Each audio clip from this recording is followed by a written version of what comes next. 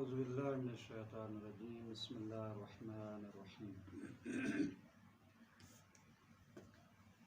قال رسول اللہ صلی اللہ علیہ وآلہ وسلم یوم غدیر خوم افضل اعیاد امتی وهو اليوم الذي امرنی اللہ تعالی ذکرہ فیہ بنسب اخی علی بن ابی طالب علیہ السلام علما لأمتی یہتدون به من بعدی وهو اليوم الذي أكمل الله فيه الدين وأتم على أمتي فيه النعمة ورضي لهم الإسلام دينا ثم قال معاشر الناس إن عليا مني وأنا من علي خلق من طينتي وهو إمام الخلق بعدي۔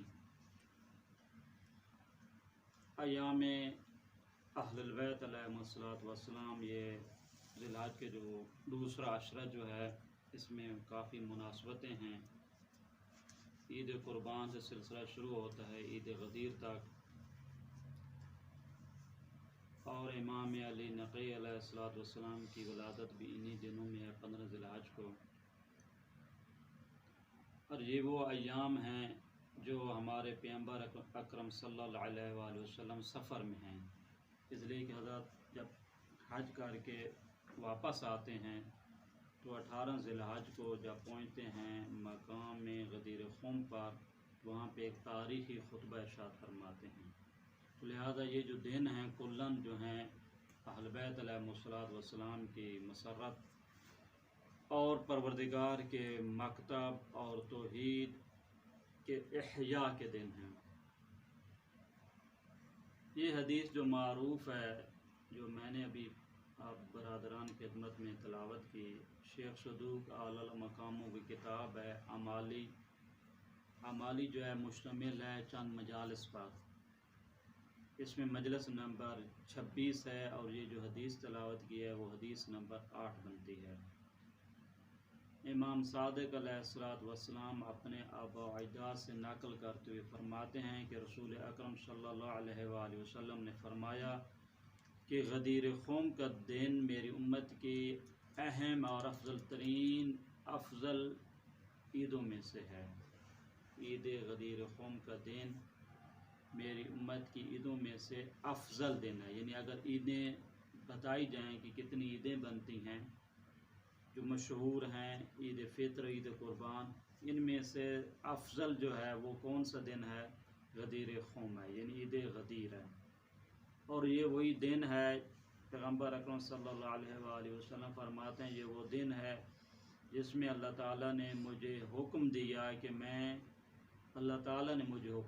کہ میں اپنے بھائی علی ابن ابی طالب کو اپنی امت کے لیے علم قرار دوں۔ علم کسے کہتے ہیں؟ نشانی، علم نشانی کو بولتے ہیں، اور امت میرے بعد جو ہے اسی سے ہدایت پائیں گے، اور یہ وہ دن ہے جس میں اللہ تعالیٰ نے اپنے دین کو کامل کیا اور میری امت پہ اپنی نعمت کو تمام کیا، اور اس دن اللہ تعالیٰ نے اپنے اسلام کو رضایت اور خوشنودی عطا کی، یعنی دوسرے الفاظ میں اس دن اسلام کو جو مقام رضایت ملا وہ عید غدیر خوم کی برکت سے ہے۔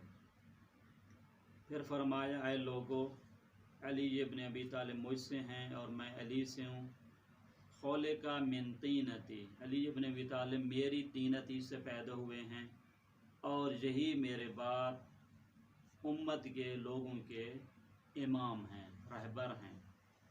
اس میں یہ پوری آگے حدیث جو جاری ہے، پھر پورا پڑھنے کے بعد فرماتے ہیں کہ وَأَوْجَبَ وِلَایَتَهُ عَلَى مَلَائِکَتِهِ، پروردگار نے علی ابن ابی طالب کی ولایت کو اپنی ملائکہ پر، اپنے فرشتوں پر واجب قرار دے دیا، یعنی اگر فرشتے بھی اس مقام میں قرب الہی میں باقی رہنا چاہتے ہیں تو وہ بھی ولایت کے سائے میں ہیں۔ بس اگر ولایت علی ابن ابی طالب کو چھوڑ کے فرشتے کا مقام قرب انہیں حاصل نہیں ہو سکتا۔ والحمدللہ رب العالمین والصلاۃ علی خیر خلق محمد وآلہ۔ یہ چند جملے تھے جو پیغمبر اکرم صلی اللہ علیہ وآلہ وسلم نے فرمایا. سب سے پہلے ہم 2-3 مطلب یہاں پہ بیان کرنا مناسب سمجھتے ہیں، کیونکہ انشاءاللہ یہ جو غدیر شناسی کے موضوع پہ 5 سلسلہ جو گفتگو ہوگی. پہلا جو سلسلہ ہے کہ جن لوگوں نے غدیر کے موضوع پہ کام کیا ہے ان کا بہت زیادہ ضروری ہے ذکر کرنا، کیونکہ ان بزرگان کی محنتی سے آج ہم تک یہ مکتب اہل بیت کی حقیقی معنی میں جو ترجمانی دیکھنے میں آ رہی ہے وہ انہی علماء کی برکات سے ہیں. سب سے پہلے جو شخصیت جس کا اگرچہ غدیر کے موضوع پہ کافی سارے علماء نے کتابیں بھی لکھی ہیں، اس میں کوئی شک نہیں ہے، لیکن یہاں پر ہم فقط 2 کتابوں کا ذکر کریں گے. تحفہ اثنا عشری دوستان جانتے ہیں، اس کا نام ہے تحفہ اثنا عشری، یعنی یہ جو 12 اماموں کے ماننے والوں کے لیے تحفہ. رائٹر کون ہے؟ عبدالعزیز محدث دہلوی. اس نے ہم لوگوں کے لیے تحفہ کے طور پہ کتاب لکھی جو کہ 12 ابواب پر مشتمل تھی. اس میں جو تہمت وہ لگا سکتے تھے مکتب اہل بیت کے ماننے والوں پہ، اس نے کوئی کسر اس میں نہیں چھوڑی. ہر طریقے سے تہمت اور بہتان اور اس انداز میں. خود یہ تاریخی معمہ ہے کہ واقعاً یہ جو کتاب ہے تحفہ اثنا عشری خود اس کی اپنی کتاب بھی ہے یا نہیں ہے، یہ کسی سے اس نے چوری کی ہے. خود یہ معمہ ہے، کیونکہ بعض ایسے شواہد ملتے ہیں جیسے کہ مرحوم جو ہے علامہ طہرانی جو ہیں، آغا بزرگ طہرانی نے اپنی کتاب الذریعہ میں اس کا ذکر کیا ہے. انہوں نے وہاں تعبیر بڑی پیاری تھا کہ یہ کتاب منسوب ہے عبدالعزیز محدث دہلوی پہ. اس کی وجہ یہ ہے کہ یہ کتاب جب پہلے لکھی گئی تو سب سے پہلے یہ کتاب جو ہے کسی اور کے نام پہ چاپ ہوئی ہے، پھر کچھ عرصہ بعد ان کے نام پہ چاپ ہوئی ہے. یہ عربی میں السواقع جو ہے ایک افغانستان کے نام سے ایک شخص مشہور ہے، ناصر ابو ناصر قابلی ہے اس قسم کا نام ہے اس کا. اس نے کتاب عربی میں لکھی تھی، وہ تقریباً 400 یا 500 صفحے پا رہا ہے. تو عبدالعزیز محدث دہلوی نے یہی کتاب جو ہے بعض کے نزدیک یہ ہے اسی کتاب کی ٹرانسلیٹ فارسی میں کر کے اس نے لکھی ہے. اس نے کتاب عربی میں لکھی، وہ بھی مکتب اہل بیت کے جو ہے مبانی اور اصول و ضوابط کے خلاف.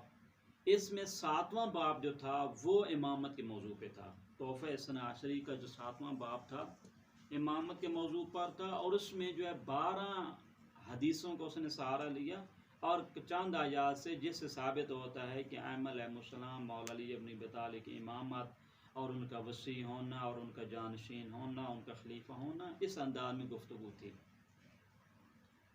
تو اس نے جناب یہ کتاب لکھی جابو. تو ہمارے علماء نے اس کے جواب میں پھر کتاب لکھنا شروع کی. تحفہ اثنا عشری کے جواب میں بہت ساری کتابیں لکھی گئیں مختلف بابوں کے حوالے سے. مثلا کسی نے پہلا باب کا انتخاب کیا، کسی نے دوسرا کیا، تیسرا. 7ویں باب پہ بھی کافی علماء نے کتابیں لکھی. 7واں باب کا موضوع کیا تھا؟ احادیث کا موضوع تھا اور آیات کا. 7ویں باب کے احادیث کے موضوع پر جو اس نے احادیث کا مثلا یہ حدیث غدیر جو ہے اس پہ اعتراض کیا جاتا ہے اصلا اس کی سند نہیں ہے، یہ سند معتبر نہیں ہے، اصلا یہ صحیح بخاری میں نہیں ہے، صحیح مسلم میں نہیں ہے. اس کی جو دلالت ہے اس حدیث غدیر کو جو معنی جو شیعہ سمجھتے ہیں وہ درست نہیں ہے. مولا کا معنی دوست کے معنی میں ہے. اس قسم کی گفتگو جو پوری وہاں پہ آپ کو ملے گی. بس 7ویں باب کے 2 حصے تھے، ایک آیات اور روایات جو مکتب اہل بیت کے ماننے والوں کی جانب سے دلیل کے طور پہ بہت سا بیان کی جا سکتا، اس پہ اس نے نقد لکھا. اب اس 7ویں باب کا دوسرا حصہ کون سا تھا؟ حدیث کا باب، جس میں جو حدیثیں اس نے بیان کی تھیں. حدیث منزلت پہ اس کا اعتراض تھا، حدیث ثقلین پر، حدیث غدیر، مختلف حدیث پاروں. تو اس کے جواب میں تحفہ اثنا عشری کے 7ویں باب کے حدیث کے موضوع پر ہمارے علماء نے پھر کتابیں لکھی. ان میں سے ایک اہم ترین کتاب اس وقت کے آج سے تقریباً آپ کہہ سکتے ہیں کہ 200 سال پہلے کی بات ہے، اتنی ایسا ہوگا. میں دیکھ سکتا ہوں، دیکھیں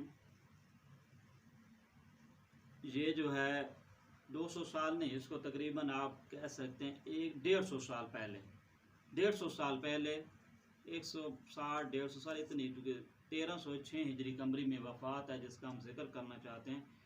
مرحوم آیت اللہ علامہ سید میر حامد حسین موسوی لکھنوی نیشاپوری۔ مرحوم علامہ میر حامد حسین موسوی اللہ مقام شہید اصالتاً جو ہیں 7ویں، یہ نیشاپور کے رہنے والے تھے، ان کا خاندان جو ہے، اگر دیکھا جائے سادات کی اصل جو ہے وہ عربستان سے ہے، مکہ سے ہے، مدینے سے، اصل وہی ہیں، سادات وہیں سے ہیں۔ پھر ایران میں آپ کو ملے گا نیشاپور میں 7ویں صدی میں، دیکھیں 7ویں صدی میں مرحوم حامد حسین اللہ مقام کا خاندان جو ہے، ان کے جد اعلیٰ جو ہے انڈیا تشریف لے جاتے ہیں 7ویں صدی میں۔ اب جو ہے ہم 15ویں صدی میں ہیں، صحیح ہے، ان تقریباً 700 سال تو یہ اسی فرہنگ میں بڑے ہوئے ہیں، یہ اسی فرہنگ میں پلے پلے ہیں۔ اور محدث عبدالعزیز دہلوی بھی انڈیا کے تھے، درست ہے، اس وقت جو برصغیر، اس وقت کا، پاکستان کے بننے سے پہلے کی بات ہو رہی ہے۔ اس نے کتاب جب لکھی عبدالعزیز محدث دہلوی تحفہ اثنا عشری، اس کا 7ویں باب کے 2 حصے تھے، ایک حصہ حدیث کے موضوع پر، حدیث کے موضوع پہ اس نے جو اعتراض کیا تھا، تو مرحوم علامہ حامد حسین میر حامد، میر جو سید کو کہا جاتا ہے، جب میر کہا جاتا ہے، میر سادات کو کہا جاتا ہے، میر حامد حسین موسوی اللہ مقام شریف ہیں، یہ موسوی خاندان، یہ امام کاظم علیہ السلام کے خاندان سے 27 جو ہے نا پشت امام کاظم علیہ السلام تک ان کا شجر نسب پہنچا، 27 پشت ہیں، 27 واسطے ہیں، وہاں تک پہنچتے ہیں۔ انہوں نے یہ کتاب لکھی، یہ کتاب جو ہے اس وقت جو چاپ ہوا ہے، جو اس وقت جو میرے پاس ہے 23 جلدوں میں ہے، صحیح ہے، اس میں فقط 10 جلدیں جو ہیں غدیر کے موضوع پر ہیں، یعنی اس بھائی نے جو کتاب لکھی تھی، آپ اندازہ لگائیں، محدث دہلوی کی جو کتاب تھی وہ تقریباً 400 یا 500 صفحے پہ مشتمل، اس میں ایک چیپٹر تھا، اس میں ایک حدیث غدیر کا ذکر تھا، انہوں نے جناب علی 10 جلدوں میں اس موضوع پہ گفتگو کی۔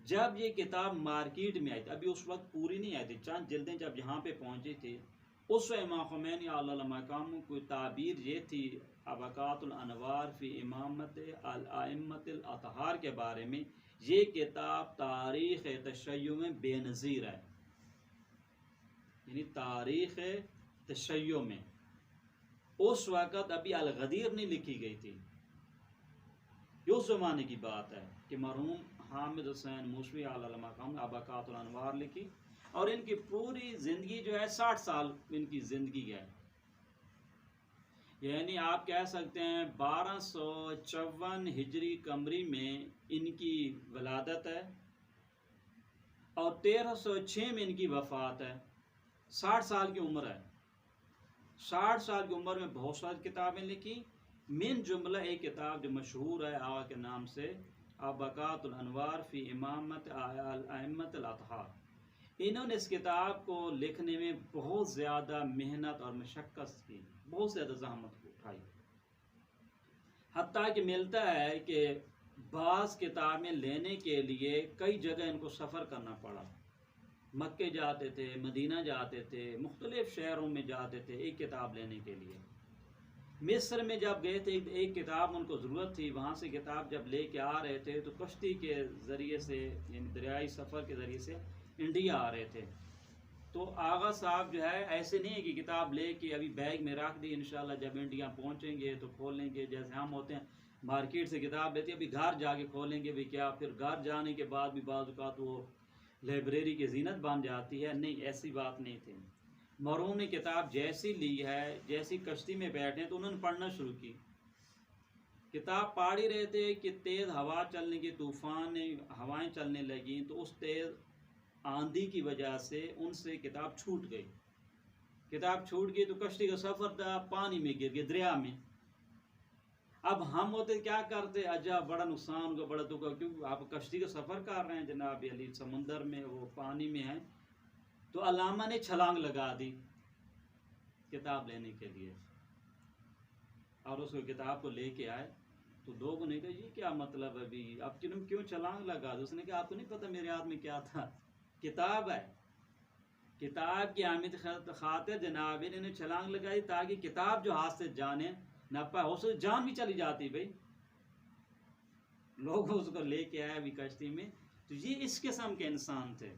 بیٹا فوت ہو گیا تو انہوں نے اپنے عزیزوں نے کہا بھی آپ سارے انتظامات سنبھالیں، جو جو کام کرنے ہیں اس کے بالآخر غسل کا مسئلہ ہے، تشریح کا مسئلہ ہے سارے، تو فقط جنازے ٹائم پہ اور جو مختصر جو ٹائم تھا آگے دیا، پھر اس کے بعد انہوں نے کتاب لکھنا شروع کیا۔ یعنی انہوں نے یہ کتاب جو ہے اپنے بیٹے کی وفات کے موقع پر بھی تعطیل نہیں کی، تو بڑی محنت سے کام کیا۔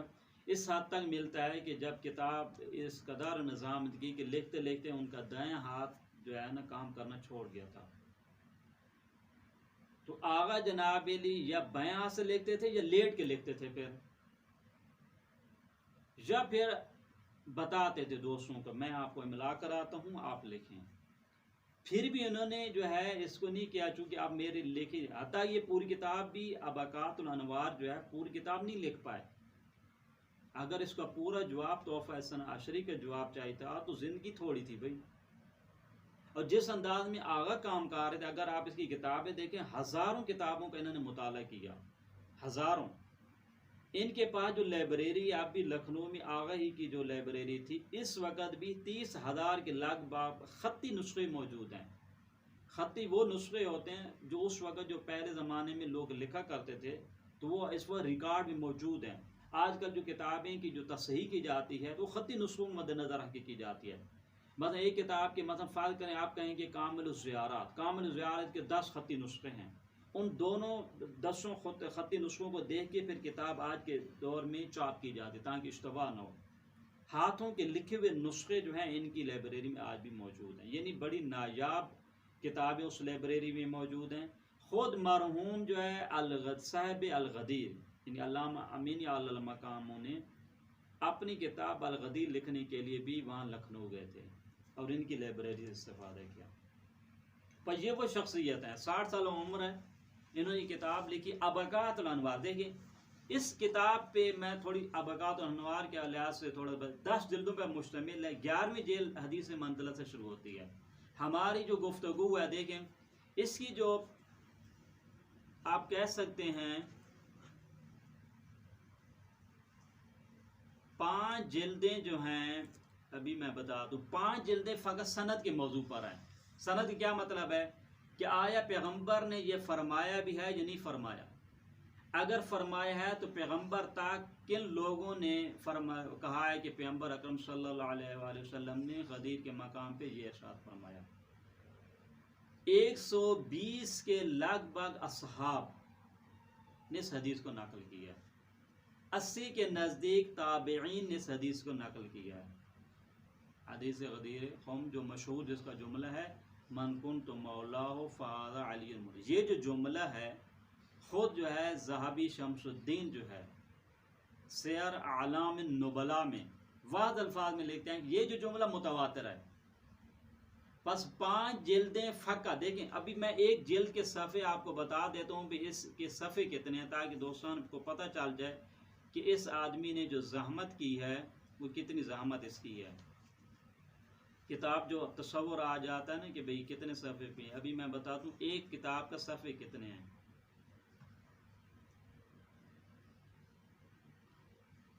یہ جناب 250 صفحے کی کتاب ہے، ایک کتاب 250 کو آپ 5 کے ساتھ ضرب دیں 1250 صفحے تقریباً آپ کہہ سکتے ہیں انہوں نے آغا نے جو بحث کیا فقط سند کے موضوع پہ بحث ہے کہ حدیث غدیر کی سند کی علمی حیثیت کیا ہے، یہ خبر واحد ہے یا خبر متواتر ہے۔ اگر خبر متواتر ہے تو ہمارے برادران نے بھی کی کتابوں سے ثابت آپ کر سکتے ہیں یا نہیں ثابت کر سکتے۔ فقط اسی موضوع پہ 5 جلدیں آغا نے لکھی، 5 جلدیں۔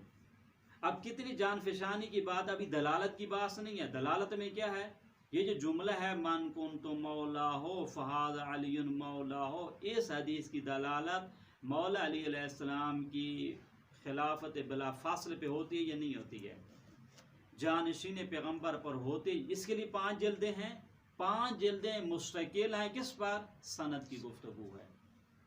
پر یہ جو جملہ کہا جائے نا سند حدیث، یعنی یہ جو طریق ہیں، یہ جو واسطے ہیں کتنے ہیں، اس کو ثابت کرنے کے لیے آغا نے 5 جلد میں تقریباً 1000 سے زیادہ صفحوں پہ آغا نے یہ مطلب لکھا. یہ اس کا مطلب ہے کتنی محنت ہے.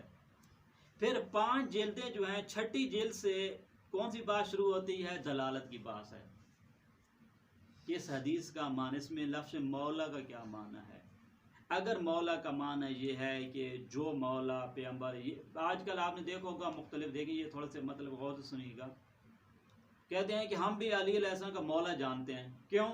کیونکہ حدیث غدیر میں کیا کہا گیا کہ من کنت مولا فہذا علی مولا. ہم بھی مولا کہتے ہیں. بھئی مولا کہنے میں مشکل نہیں ہے، مولا کہتے رہیں. اصل مولا کا معنی کیا ہے یہ مہم ہے. ہم بھی مولا علی کا مولا مانتے ہیں، وہ ہمارے مولا ہیں، دنیا میں بھی ہیں آخرت میں بھی ہیں، اس میں کوئی شک ہی نہیں ہے. لیکن لفظ مولا کا معنی کیا ہے؟